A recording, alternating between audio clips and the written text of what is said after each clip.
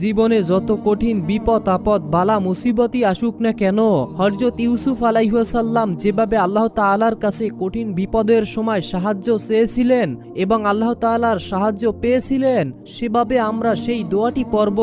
যখন হযরত মুসা আলাইহিসসালাম কঠিন বিপদে পড়েছিলেন, তখন এই দোয়াটির মাধ্যমে আল্লাহ তাআলার কাছে সাহায্য চেয়েছিলেন। সেই দোয়াটি আজকের ভিডিওটিতে আমি আপনাদেরকে বলে দিব।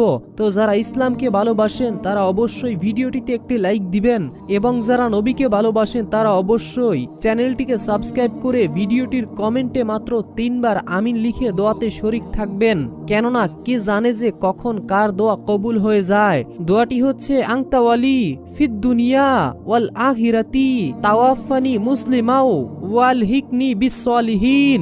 অর্থ, হে আল্লাহ, তুমি ইহকাল ও পরকালে আমার অভিভাবক, তুমি আমাকে মুসলিম হিসাবে মৃত্যু দান করো এবং সৎ লোকদের সঙ্গে